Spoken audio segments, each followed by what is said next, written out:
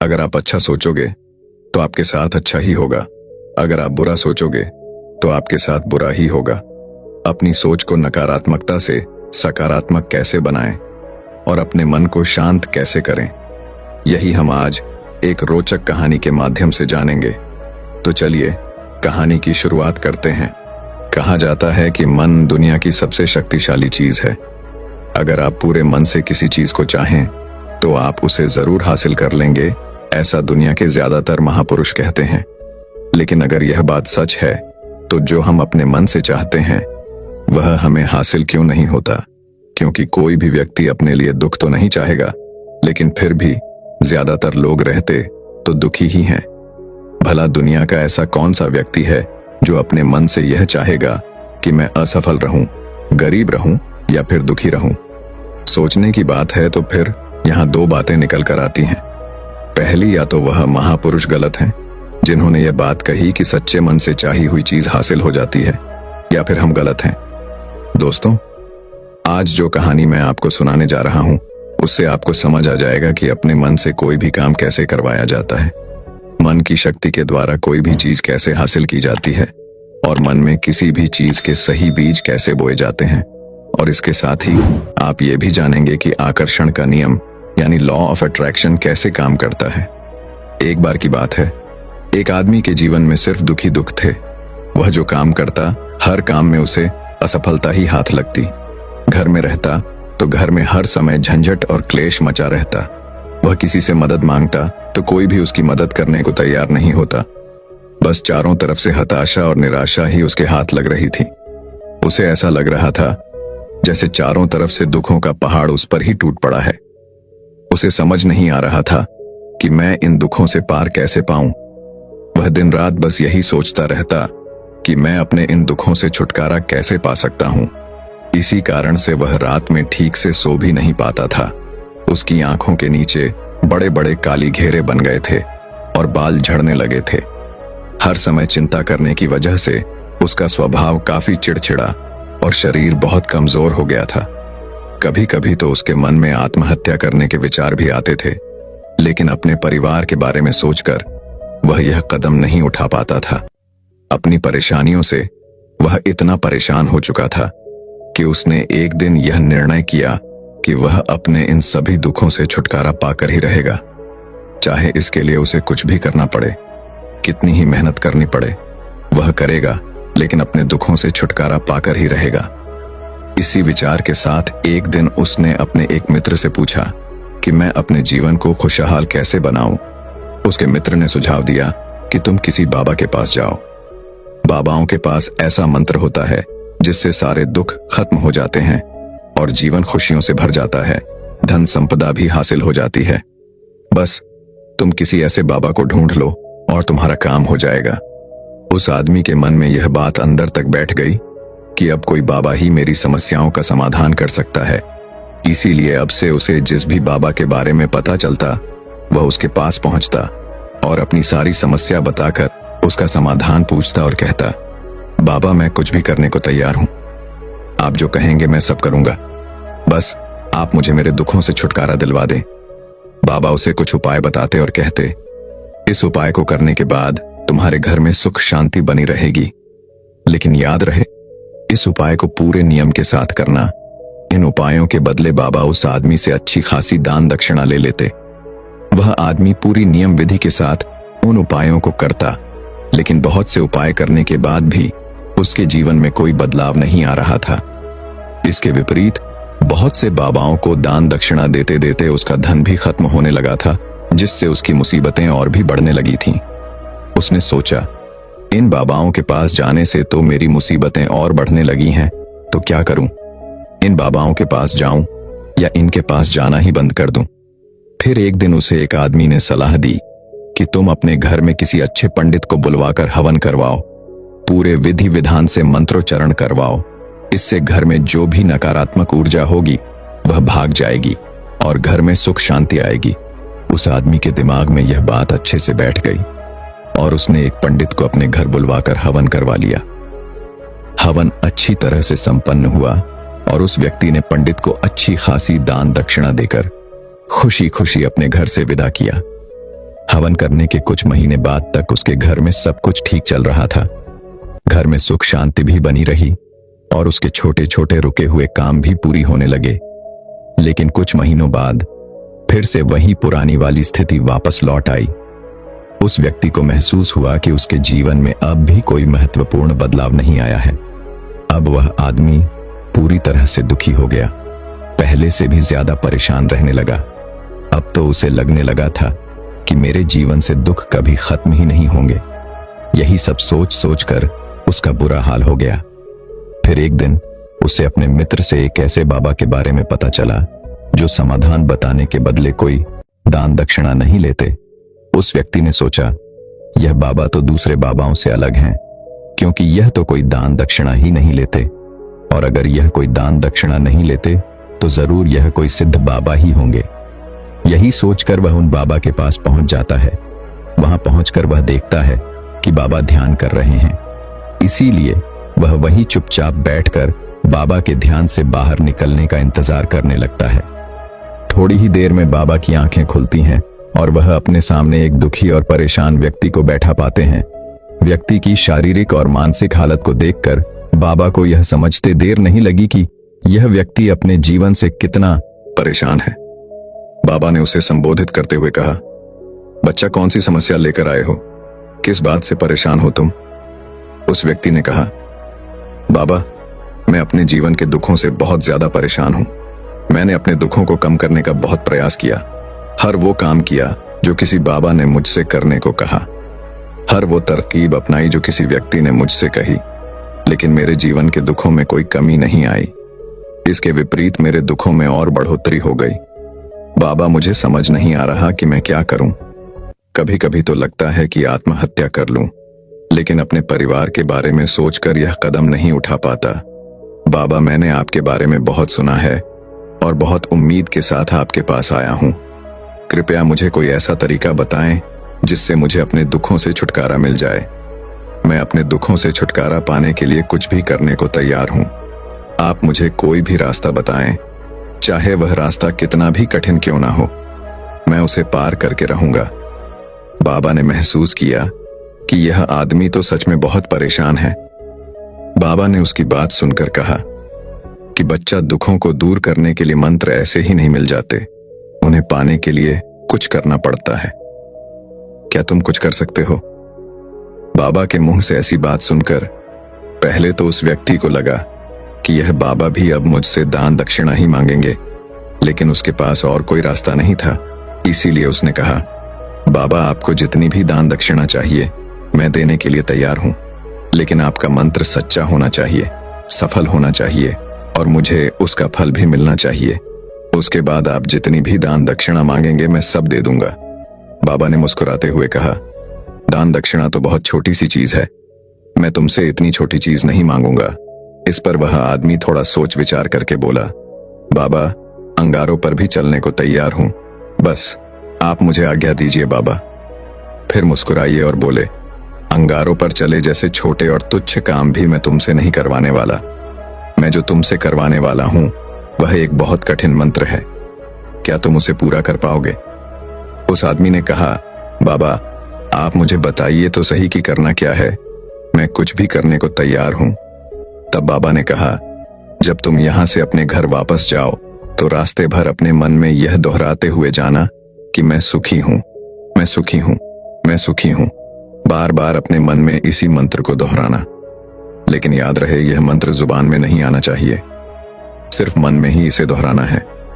यह सुबह व्यक्ति बोला, बाबा, बस इतनी सी बात, यह काम तो मैं चुटकी बजाते कर लूंगा, लेकिन इन शब्दों को दोहराने से होगा क्या? बाबा ने कहा, बस तुम इस मंत्र को पूरा करो।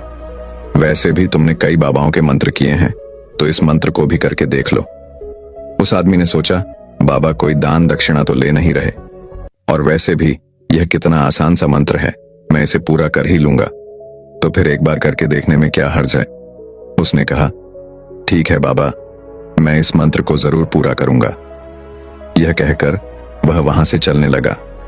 लेकिन जैसे ही वह चला, पीछे से बाबा की आवाज आई कि बच्चा, एक बात याद रखना, जब तुम यह मंत्र अपने मन में दोहराव तो तुम्हारे मन में बंदर का विचार नहीं आना चाहिए, बंदर का ख्याल भी नहीं आना चाहिए, तभी यह मंत्र सिद्ध होगा। वह आदमी बोला, मुझे तो आज तक बंदर का विचार नहीं आया, तो फिर आज क्यों आएगा? आप चिंता मत कीजिए बाबा, मैं अपने मन में सिर्फ यही दोहराऊंगा कि मैं सुखी हूं, मैं सुखी हूं। इसके अलावा बंदर का कोई भी विचार मेरे मन में नहीं आएगा। इतना कहकर वह आदमी वहां से चल देता है। अपने मन में मैं सुखी हूं, मैं सुखी हूं, यह दोहराता हुआ कुछ दूर चला था कि उसके मन में अचानक ही बंदर का विचार आ गया। बंदर का विचार आया और चला भी गया।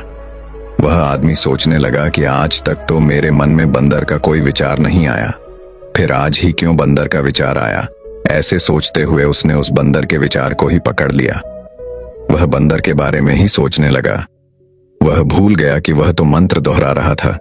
जब थोड़ी देर बाद उसे याद आया तो वह फिर वही मंत्र दोहराने लगा जो बाबा ने उसे बताया था कि मैं सुखी हूं, मैं सुखी हूं। लेकिन कुछ ही दूर चलने के बाद उसे रास्ते में अचानक एक बंदर दिखाई पड़ा और उसके मन में फिर से बंदर का विचार आ गया। वह इस बंदर के विचार को अपने मन से बाहर निकालने का प्रयास करने लगा कि उसके मन में बंदर का कोई भी विचार ना आए। वह अपने विचारों से ही लड़ने लगा और इसी उधेड़बुन के साथ वह घर पहुंचा। घर पहुंचने के बाद उसने अपनी पत्नी से कहा, ये बंदरियां मुझे खाने में बंदर परोस दो। और जब उसे एहसास हुआ कि उसने क्या बोल दिया है तो वह अपने बाल नोचने लगा, दीवार पर सर पटकने लगा कि आज तक मुझे बंदर का कोई विचार नहीं आया, लेकिन आज मुझे यह क्या हो गया है? हर जगह बंदर ही बंदर क्यों दिखाई पड़ रहे हैं? यह कैसी माया है? यही सब सोच सोच कर वह आदमी रात भर सो नहीं पाया। पूरी रात करवटें बदलता रहा और जैसे ही सुबह हुई वह सीधे उन बाबा के पास पहुंच गया और उनके चरणों में गिरकर बोला, बाबा, पता नहीं क्या चमत्कार हो रहा है। आज तक मुझे बंदर का कोई विचार नहीं आया, लेकिन कल से जब से आपने यह कहा कि मन में बंदर का विचार नहीं आना चाहिए, तब से मुझे हर जगह बंदर ही बंदर दिखाई दे रहे हैं। आदमी ने कहा, बाबा, मुझे तो आपके पीछे भी एक बंदर पेड़ पर बैठकर केले खाता हुआ दिखाई दे रहा है। बाबा, मेरे साथ यह हो क्या रहा है? उस आदमी की यह बात सुन बाबा हंसने लगे और बोले, बच्चा, मन का जाल एक ऐसा जाल है जिसे समझ पाना इतना आसान नहीं है। यह बंदर तो तुम्हारे रास्ते पर तब भी पड़े थे जब तुम पहली बार मेरे पास आए थे। तब भी ये बंदर इन्हीं पेड़ों पर घूम रहे थे, लेकिन तब तुम्हारे ध्यान में ये बंदर नहीं आए, क्योंकि तब तुम्हारा ध्यान तुम्हारे दुखों पर था। बाबा ने उस आदमी को समझाते हुए कहा, बच्चा, हम जिस भी चीज से दूर भागना चाहते हैं वही चीज हमारे मन में बहुत गहराई से बैठ जाती है, वह हमारे अंतर मन में समा जाती है। वास्तव में हम जिस किसी भी चीज से छुटकारा पाना चाहते हैं, हम उसे छुटकारा इसीलिए पाना चाहते हैं क्योंकि वह चीज हमसे बहुत गहराई से जुड़ चुकी है, और हम जितना ही उससे छुटकारा पाना चाहते हैं वह उतनी ही गहराई से हमारे मन में बैठती चली जाती है और अंततः हमारे अंतर मन में छा जाती है। ऊपर से तो हम सभी चाहते हैं सुखी होना, और हमारे होंठ भी यही बोलते हैं कि मैं सुखी हूं, मैं सुखी हूं, लेकिन हमारे अंतर मन में दुख होते हैं। हमारे विचारों में, हमारे मन में हमें दुखी दिखाई देते हैं। हम अंदर से दुख के विचार पैदा कर रहे होते हैं। इसीलिए सिर्फ मुंह से यह बोलने से कि मैं सुखी हूं, मैं सुखी हूं, हम सुखी नहीं होने वाले जब तक इस मंत्र का हमारे अंतर मन में प्रवेश नहीं होता और हम अंदर से सुख के विचार पैदा नहीं करते। यह सुन आदमी ने पूछा, लेकिन बाबा, इस मंत्र का हमारे मन में प्रवेश कैसे होगा? यह कैसे हमारी अंतरांखों में बैठेगा? बाबा ने कहा, बच्चा, अपने दुखों से लड़ना बंद कर दो। जब तक तुम अपने दुखों को दूर करने के बारे में सोचते रहोगे, तब तक वह दुख तुमसे चिपके रहेंगे, तब तक वह दुख तुम्हारे अंतर मन में अपना राज्य जमाए बैठे रहेंगे। और जिस दिन से तुम उन दुखों के बारे में सोचना बंद कर दोगे, उसी दिन से ही वह दुख तुम्हारी जिंदगी से गायब हो जाएंगे। क्योंकि किसी भी चीज से छुटकारा पाने के लिए हमें उस चीज के बारे में सोचना पड़ता है, और हम जितना ही उस चीज के बारे में सोचते हैं वह उतनी ही गहराई से हमारे मन में बैठती चली जाती है। हम ज्यादातर समय अपने दुखों के बारे में ही सोचते रहते हैं। हम यही मानते रहते हैं कि हमारे जीवन में दुख है और हमें इनसे छुटकारा पाना है। इसी तरह बार बार सोचते रहने की वजह से वह दुख हमारे अंतर मन में घर कर जाते हैं और हमें इसका पता भी नहीं चलता। इसीलिए अगर तुम अपने दुखों से छुटकारा पाना चाहते हो तो दुखों से छुटकारा पाने के बारे में सोचना छोड़ दो और तुम्हें तुम्हारे दुखों से छुटकारा मिल जाएगा। दोस्तों, आपने देखा होगा अक्सर लोग धूम्रपान छोड़ना चाहते हैं, शराब छोड़ना चाहते हैं या फिर किसी गंदी लत को छोड़ना चाहते हैं। वह सुबह अपने आप से वादा करते हैं कि आज मैं कोई गलत काम नहीं करूंगा, लेकिन शाम को जब वह इंसान लौटता है तो नशे में चूर होकर लौटता है। आखिर ऐसा क्यों होता है कि जो हम सोचते हैं उसे पूरा नहीं कर पाते? असल में हम उस समस्या को बहुत ज्यादा महत्व दे रहे हैं। जब भी हम उस चीज को छोड़ने के बारे में बहुत ज्यादा सोचते हैं तो अपने मन में उस चीज की इंपॉर्टेंस, उसकी अहमियत बढ़ा देते हैं और हम जितना उस चीज के बारे में सोचते हैं हमारा मन उतना ही उस चीज की ओर भागता है। हमें उस चीज से लड़ना नहीं है बल्कि बिना सोचे गुजर जाना है। और अगर इस चीज को हम अच्छे से समझ जाते हैं फिर हम अपने जीवन में जो भी पाना चाहते हैं उसे अपने अंतर मन में डाल सकते हैं। और अगर एक बार वह लक्ष्य हमारे अंतर मन में बैठ जाता है तो फिर सफलता पाने में कोई समस्या नहीं आएगी, कोई परेशानी नहीं आएगी। तो दर्शकों, चलिए अब इसी विषय पर अगली रोचक कहानी की शुरुआत करते हैं। दोस्तों, किसी ने ठीक ही कहा है कि उनके साथ जरूर रहो जिनका वक्त खराब है और उनका साथ छोड़ दो जिनकी नीयत खराब है। आज की कहानी एक लड़के की है। एक 24 साल का लड़का जो कि एक जमींदार के यहाँ नौकरी करता था। उसके माँ बाप इस दुनिया में नहीं थे। जिंदगी बड़ी कठिनाइयों में बीत रही थी। वह जाता था, रोज पैसे कमा कर घर आता था, खाना बनाता था, खाता था और सो जाता था। यही उसकी दिनचर्या थी। एक शाम जब वह अपने काम से घर वापस लौट रहा था तो उसने देखा कि एक बूढ़े फकीर अपनी पीठ पर 3 बड़ी पोटली रखकर एक नगर से दूसरे नगर की तरफ जा रहे थे। वह देखने में काफी बूढ़े लग रहे थे और वो काफी देर से ऐसे ही सफर कर रहे थे और आखिरकार कुछ दूर और चलने के बाद वे चलते चलते थक कर एक पेड़ के नीचे आकर बैठ गए। तभी उनकी नजर इस नौजवान युवक पर पड़ी जो कि उसी रास्ते पर जा रहा था और उसी दिशा में जा रहा था जिस दिशा में उन बूढ़े फकीर को जाना था। तभी वह लड़का उन बूढ़े फकीर के पास से होकर गुजरा। जैसे ही वह उनके पास से गुजरा तभी उन बूढ़े फकीर ने पीछे से आग्रह भरी आवाज में कहा, सुनो बेटा, क्या तुम मेरी थोड़ी सी मदद कर सकते हो? ये पोटलियां बड़ी भारी है और मैं बूढ़ा हो चुका हूं। मैं ज्यादा देर तक इनका बोझ नहीं उठा सकता और मैं बहुत थक भी चुका हूं। तो क्यों ना तुम मेरी एक पोटली को उठा लो और इसे उस दूसरे गांव तक पहुंचा दो। इसके बदले में मैं तुम्हें 2 सोने के सिक्के दूंगा। वह लड़का उन फकीर की सारी बातें सुनता है, फिर उनसे कहता है, कोई बात नहीं बाबा, मैं आपकी मदद करने के लिए तैयार हूं। बताइए आपको कहां जाना है? ऐसा कहते हुए उस लड़के ने उन फकीर की एक पोटली उठा ली और उसे अपने कंधे पर रख लिया। जैसे ही उसने पोटली को कंधे पर रखा उसे आभास हुआ कि यह पोटली तो सच में बहुत भारी है। फिर वह लड़का और वह फकीर रास्ते में आगे की ओर बढ़ चले गए। कुछ देर तक चलने के बाद देखते ही वह गांव खत्म होने लगा और अब एक सुनसान रास्ता आगे की ओर जा रहा था। वे दोनों अपने रास्ते पर मस्त होकर आगे की ओर बढ़ रहे थे। जब वे भीड़ से पूरी तरह से अलग हो गए तब वह लड़का उन फकीर से कहता है कि बाबा, इस पोटली में आखिर ऐसा क्या रखा है जिससे यह पोटली इतनी भारी है? इस पर वह फकीर बाबा जवाब देते हुए कहते हैं कि कुछ नहीं बेटा, बस इसमें कुछ तांबे के सिक्के भरे हुए हैं, इसीलिए ये इतना भारी है। उन फकीर की यह बात सुनकर वह लड़का मन ही मन सोचने लगा, लगता है कि यह बाबा जरूर कोई व्यापारी है, अभी तो इतने सारे तांबे के सिक्के साथ लेकर चल रहे हैं। लेकिन तभी उसके मन में एक विचार आया, मुझे इन सब से क्या मतलब, मुझे तो सिर्फ इस पोटली को दूसरे गांव तक पहुंचाना है। जैसे ही उसके मन में यह विचार आया उसने तांबे के सिक्कों का ख्याल अपने मन से निकाल दिया और मस्त होकर मार्ग में आगे की ओर बढ़ने लगा। चलते चलते कुछ और समय बीता और वे दोनों एक नदी के किनारे आ पहुंचे। वह लड़का काफी हट्टा कट्टा था और काफी चुस्त और तंदुरुस्त भी था, इसीलिए वह बिना ज्यादा सोचे उस नदी में उतर जाता है। परंतु वह फकीर अभी भी किनारे पर ही खड़े थे। ये देख वह लड़का उन फकीर से कहता है, क्या हुआ बाबा, क्यों रुक गए? आइए, हमें इस नदी को पार करना होगा, तभी तो हम उस गांव तक पहुंच पाएंगे। इस पर वह फकीर उस लड़के से कहते हैं, मैं जानता हूं बेटा कि हमें यह नदी पार करनी ही होगी।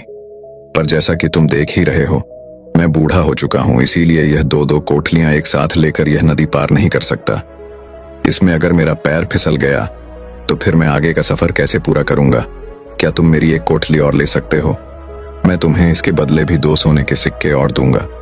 इस पर वह लड़का मुस्कुराते हुए उन फकीर से कहता है, बाबा, आप मुझे शर्मिंदा कर रहे हैं। अगर आप मुझे सोने के सिक्के ना भी दें तब भी मैं आपका कार्य अवश्य करूंगा। मैं आपको उस दूसरे गांव तक अवश्य पहुंचाऊंगा। इस पर वह फकीर मुस्कुराते हुए कहते हैं, बेटा, तुम तो बड़े ही भले आदमी मालूम पड़ते हो। इतना कहकर उन्होंने वह दूसरी गठरी भी उस लड़के को थमा दी।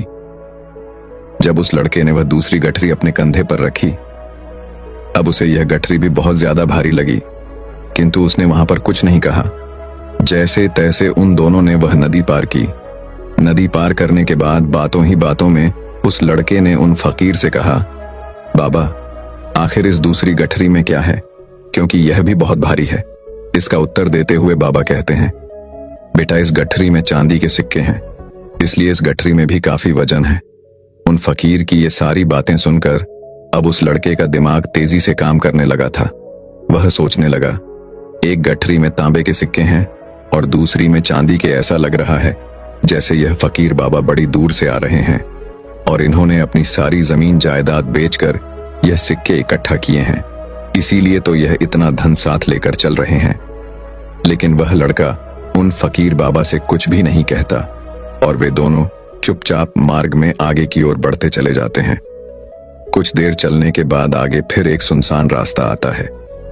उस सुनसान रास्ते पर आते ही उस नौजवान लड़के के मन में तरह तरह के विचार उठने लगे। वह सोचने लगा, अरे, यह तो सुनसान रास्ता है। अगर मैं यह सिक्के लेकर यहां से भाग जाऊं तो ये फकीर भला कब तक मेरे पीछे भागेंगे?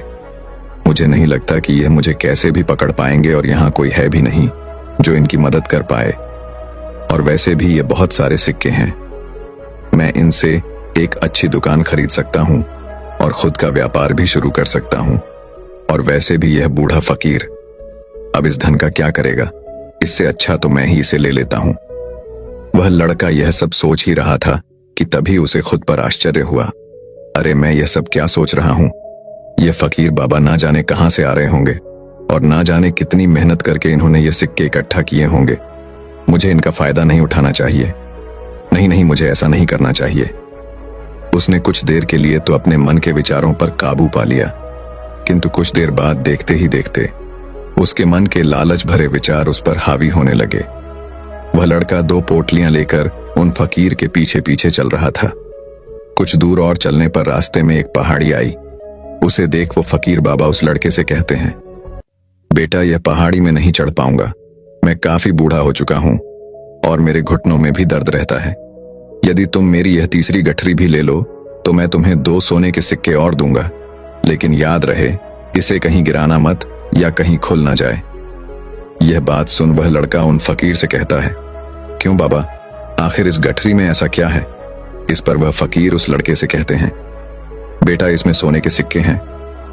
यह सुन वह लड़का मन ही मन बहुत प्रसन्न हुआ। उसने चुपचाप वह तीसरी गठरी भी उन फकीर से ले ली और दोनों बिना कुछ बोले आगे की ओर बढ़ चले। अब वह फकीर बिना कोई वजह लिए आराम से पहाड़ी की चढ़ाई चढ़ रहा था, लेकिन वह नौजवान लड़का जो कि पीछे था, वजन के कारण बहुत धीरे धीरे चल पा रहा था। लेकिन जब से उसने सोने के सिक्कों का नाम सुना था, उसका मन तो छलांगे मार रहा था। वह मन ही मन सोच रहा था कि अगर ये सारे सिक्के मुझे मिल जाएं, तो मेरा जीवन तो बड़ी आसानी से कट जाएगा।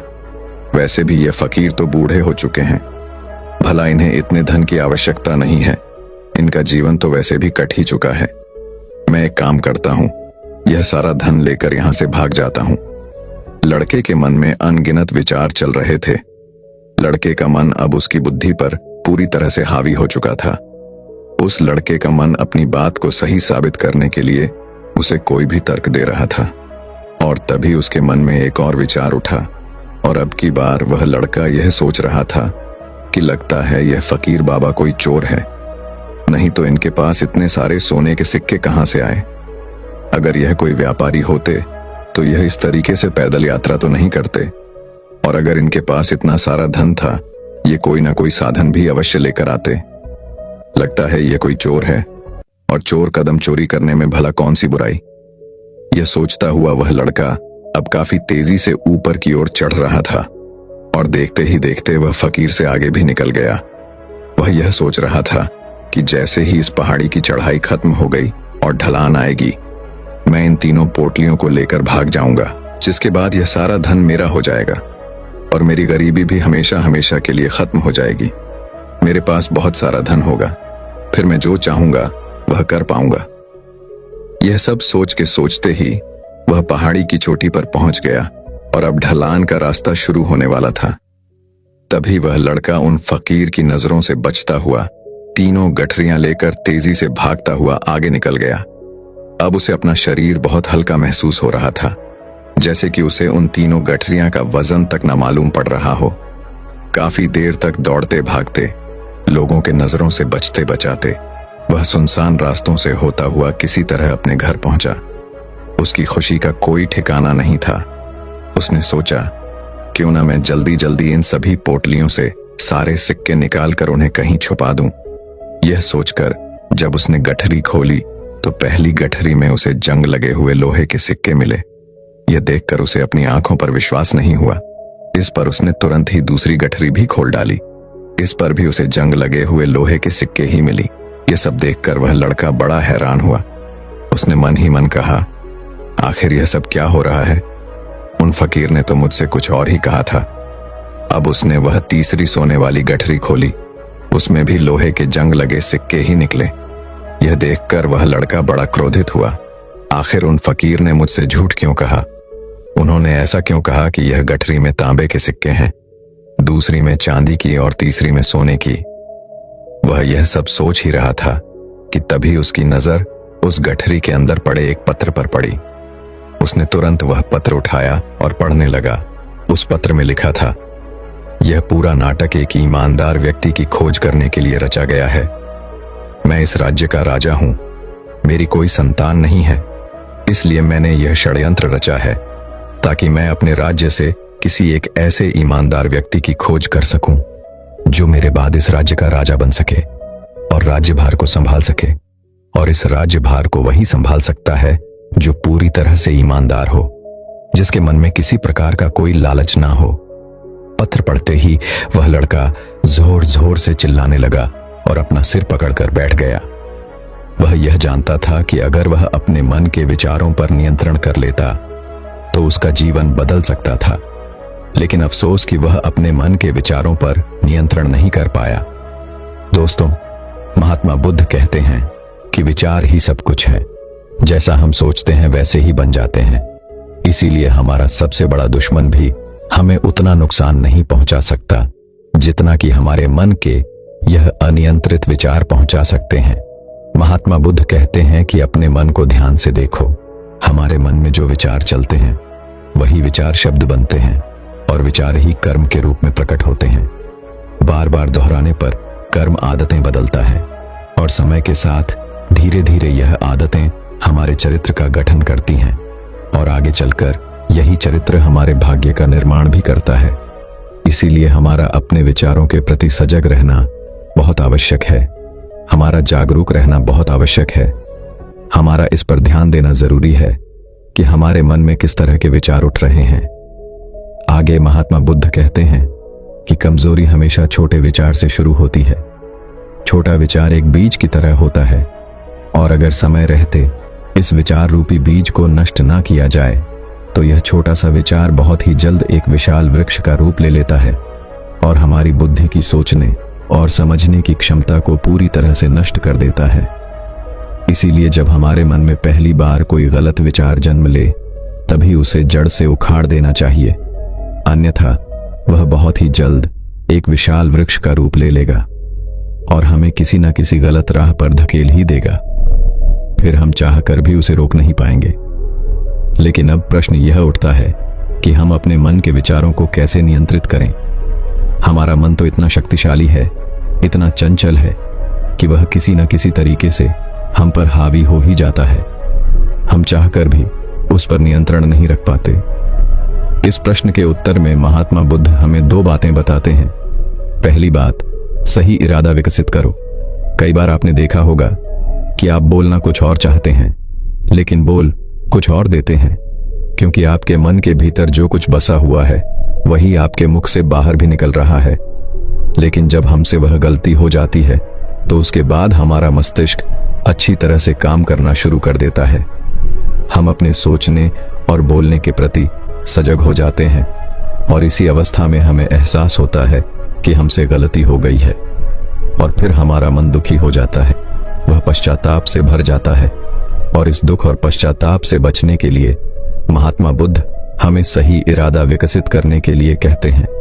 और ऐसा करने के लिए जब भी आप कोई कार्य करने जा रहे हो तो सबसे पहले आपको स्वयं से पूछना चाहिए कि जो कुछ भी मैं करने जा रहा हूं इसके पीछे मेरा इरादा क्या है। मैं दूसरों को दुख पहुंचाना चाहता हूं, दूसरों को नीचा दिखाने जा रहा हूं, क्या मुझे दूसरों को और खुद को ऊपर उठाना है? खुद से सवाल कीजिए, खुद को सचेत कीजिए। जब आप इरादों के प्रति सचेत होने लगेंगे, जब आप विचारों के प्रति जागरूक होने लगेंगे, तभी आपके अंदर सकारात्मक ऊर्जा का प्रवाह होगा। तभी आप सकारात्मक इरादों से जुड़ने लगेंगे और आपके अंदर बैठी हुई नकारात्मक ऊर्जा और नकारात्मक इरादे दिन प्रतिदिन कम होने लगेंगे। परंतु स्मरण रहे, आपको यह हर दिन करना होगा और आपको हमेशा इस बात का ध्यान रखना होगा कि आपको केवल अच्छा सोचना है और आपके इरादे हमेशा सही होने चाहिए। तभी आप दुख और तकलीफों से बच सकते हैं, अन्यथा आप इसी तरह दुख और तकलीफों से घिरे रहेंगे और आप कभी भी इससे बाहर नहीं निकल पाएंगे। दूसरी बात, विचारों के प्रति जागरूकता विकसित करो, जिससे आपका मन धीरे धीरे शांत होने लगेगा और आपके मन में बसी हुई सभी नकारात्मक ऊर्जाएं, सभी नकारात्मक विचार खत्म होने लगेंगे और आप शांति की दिशा में आगे बढ़ेंगे। और आपको इसके लिए सिर्फ इतना ही करना है कि इस पल में जो कुछ भी घटित हो रहा है आपकी आंखों के सामने, आपके अंदर जो कुछ भी जैसा भी चल रहा है, बस उसे देखते रहना है। अपने मन के अच्छे बुरे विचार, अपनी भावनाओं और यादों पर बिना कोई प्रतिक्रिया दिए बस उन्हें देखते रहना है, जिससे आपके मन के सारे विचार देखते ही देखते खत्म होने लगेंगे। आपका मन खाली होने लगेगा। इसके बाद अपना केवल नकारात्मक विचारों से बच सकते हैं, बल्कि आप बहुत और तकलीफों से भी दूर रह सकते हैं। इसीलिए तथाकथ बुद्ध कहते हैं कि जो स्वयं को देखता है वही सबसे बड़ा तपस्वी है। अर्थात जो अपने मन में चल रहे विचारों को सिर्फ देखता है और उन पर कोई भी प्रतिक्रिया नहीं करता, सिर्फ उन्हें देखता है और समझता है, वास्तव में वही अपने मन पर नियंत्रण भी कर सकता है और वही अपना जीवन सुखी और खुशहाली के साथ जी सकता है। इसीलिए यदि आप भी अपने जीवन को सुखी और खुशहाल बनाना चाहते हैं तो आपको अपने मन पर नियंत्रण साधना ही होगा। अपने मन में चल रहे विचारों के प्रति जागरूक होना ही होगा और अपने मन को खाली करना ही होगा। दोस्तों, मैं उम्मीद करता हूं कि यह कहानी सुनने से आपके जीवन में अच्छे बदलाव आए होंगे। आपको इस वीडियो से क्या सीखने मिला ये कमेंट करके जरूर बताइए और अपने परिवार, दोस्तों या आपके करीबी इंसान के साथ ये कहानी शेयर करके उन्हें भी इस ज्ञान से परिचित करवाए। बाकी अगर आपको यह वीडियो दिल से अच्छी लगी हो तभी इस वीडियो को लाइक कर देना और आपने अब तक इस चैनल को सब्सक्राइब न किया हो तो चैनल को सब्सक्राइब भी जरूर कर देना।